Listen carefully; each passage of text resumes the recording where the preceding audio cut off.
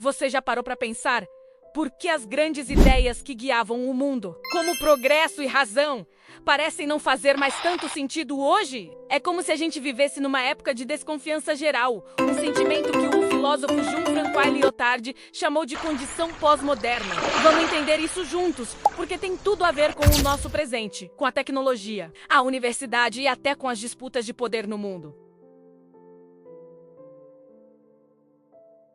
Eram aquelas grandes histórias que explicavam tudo. A ciência ia nos libertar, a razão ia construir um mundo perfeito, o progresso era inevitável. Essas ideias eram como o roteiro da humanidade, guiando a política, a ciência e a sociedade.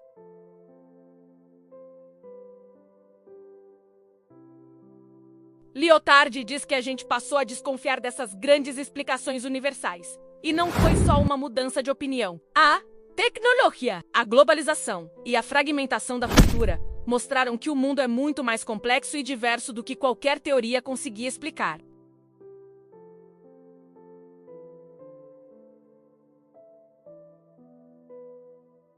E olha, para Lyotard isso não é necessariamente ruim. Essa desconfiança abriu espaço para novas vozes, para narrativas menores, de grupos que antes eram silenciados. A gente passou a valorizar as diferenças. Mas, ao mesmo tempo, surgiu um fenômeno central e preocupante: a transformação do conhecimento em mercadoria. É aqui que a coisa fica séria. Lyotard percebeu que o saber deixou de ser buscado pela verdade ou pela libertação humana e passou a ser avaliado pela sua utilidade e capacidade de gerar lucro. O que importa agora é a performance, a eficiência, o resultado mensurável. O conhecimento virou um produto e sua legitimação não vem mais da filosofia, mas do seu valor no mercado.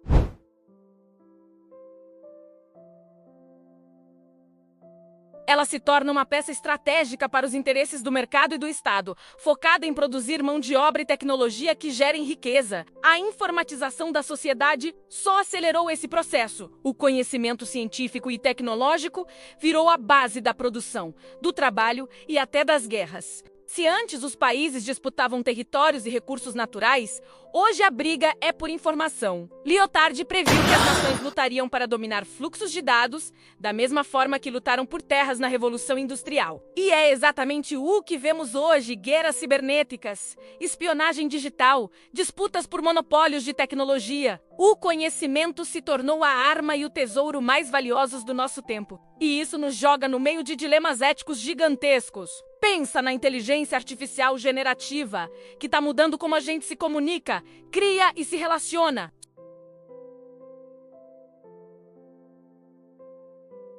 Quem é o autor de um texto criado por uma imposto automóvel? Como garantir que a tecnologia não seja usada para aprofundar desigualdades? É por isso que as ciências humanas são mais importantes do que nunca. Elas nos ajudam a enxergar além do discurso técnico, a entender os impactos simbólicos, éticos e políticos da tecnologia. A tecnologia nunca é neutra. Ela carrega os valores e os interesses de quem a cria. E a crítica nos ajuda a ver as contradições que o discurso da pura eficiência tenta esconder. Quando Lyotard critica as metanarrativas, ele também está criticando o domínio da razão instrumental, essa lógica de que tudo precisa ser útil e dar lucro. Quando o saber vira só uma ferramenta para ganhar dinheiro, valores como justiça, solidariedade e a própria verdade ficam em segundo plano. O risco é a universidade virar uma fábrica de técnicos e não um espaço para formar cidadãos críticos. Quando vemos notícias sobre a criação de um novo curso de inteligência artificial no Brasil,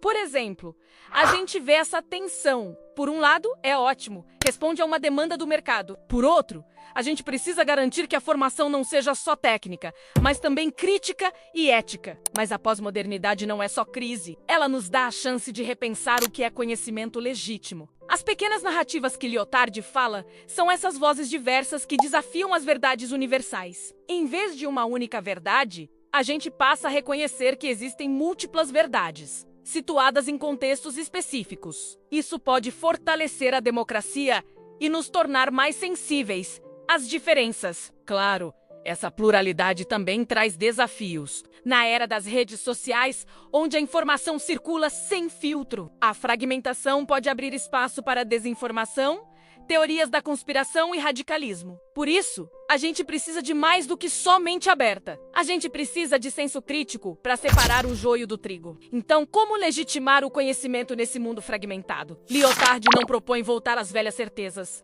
Ele sugere algo chamado paralogia. Legitimar o saber através da invenção, da criatividade, do dissenso. É uma forma de quebrar as regras, de propor movimentos inesperados que desafiem os sistemas fechados. É valorizar o novo, o diferente. Essa ideia é genial para pensar nosso mundo dominado por algoritmos. A inteligência artificial trabalha com padrões. Ela tende a repetir o que já existe.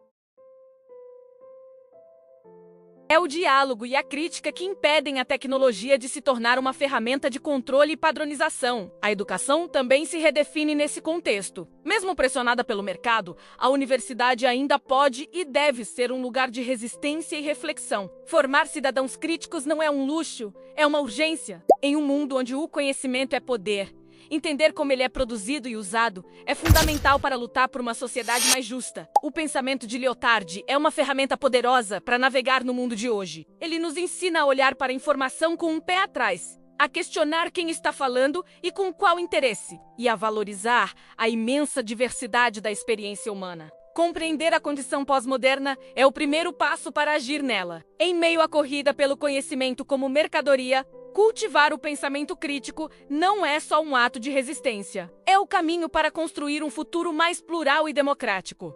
Obrigado por assistir. Se você curtiu essa reflexão, deixe seu like, se inscreva no canal e compartilhe com quem também se interessa por esses debates. Até a próxima!